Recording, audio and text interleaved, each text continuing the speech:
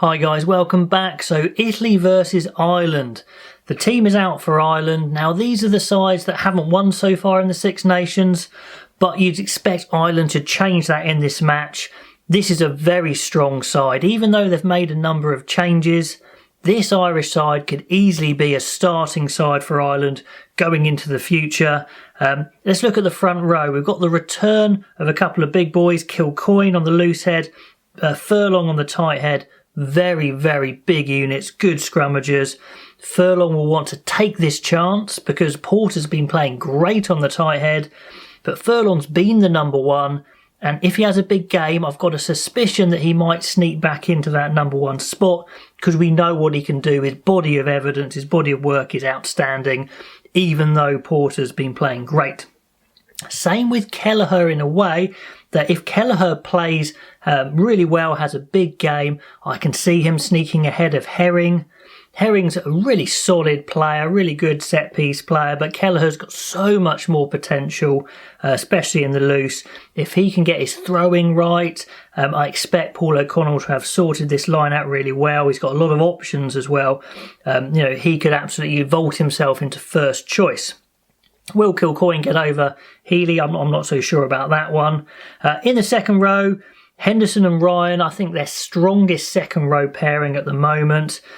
Tadhg Beirne at 6, which is this is what I wanted to see really. Ryan and Henderson in the second row and Tadhg Beirne at 6. It's a big, bulky front 5 with a big, bulky 6. Then you've got Stander at 8 and Connors at 7. The one question is with this pack is, do they have enough ball playing ability? Do they have enough subtlety to go with their hard work and their grunt? Because that's the one big complaint against Ireland, is their attack's been pretty boring. So can players like Tadhg Beirne, Kelleher, Henderson create a little bit of magic, a few offloads, a few shift on passes, etc. to change this attack? Into the back line, I think Conor Murray wasn't quite ready. I think he would have played if he was fit. So Gibson Park continues, and hopefully we're going to see Casey off the bench this time. We really should. Sexton straight back in. He's fit. He is their best 10. I've talked about him slowing down massively from his early days, but he's still their best option, and he's their captain, so he plays.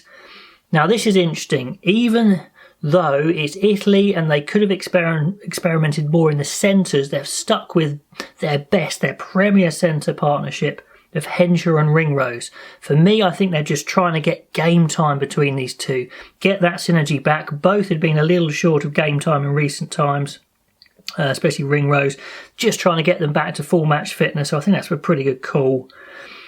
On the wings, they've gone for the danger, and this is more of an exciting selection. They could have gone maybe a bit safer with possibly Conway on one of the wings, but they've gone for the excitement, the danger. I want to see Lama and Lowe. I want to see their basics really good. I know they're great runners, they're powerful, but I want to see Lowe really sharp on his defensive organisation, Lama looking really solid on his kicking high ball game. And we know that Keenan's look classy at fullback. So I really like this selection for Italy. It's a good balance between changes, but also worthwhile changes that you could carry on going forward. And some players charging to try and reclaim their first choice spot. On the bench, Herring, Healy and Porter will not be happy, obviously, with losing their starting spot. So they're going to want to come on and prove a point. Great to see Baird on the bench. I've got a feeling he's going to devolve into a second row for Ireland eventually, but let me know if you disagree, if you think he's going to be a back row. Conan is back, which is great. He is a guy that's got some real ball-playing ability as well as a hard runner. And if Ireland are going to change their attack, he's the sort of guy they might want to use. Casey, like I said, I can't wait to see. Then Burns and Earls have got a bit of a point to prove. When they come on, I think they need to really have a good game as well. So I like this side. It should be far too strong for Italy. Can Italy do anything over the 80 minutes? That's what I'm not sure about. We've seen their attack can be brilliant. The speed of their attack, their ability to manipulate spaces looks high quality at times. But then their kicking game just really isn't up to it. They're not competing hard enough on those kicks, I don't think. And they're still a little bit too easy to score against. So I haven't seen any evidence of them winning so far, but you never know. Ireland picked a very strong side. Let me know what you think of the selection and how you think the game's going to go, and I will see you guys next time.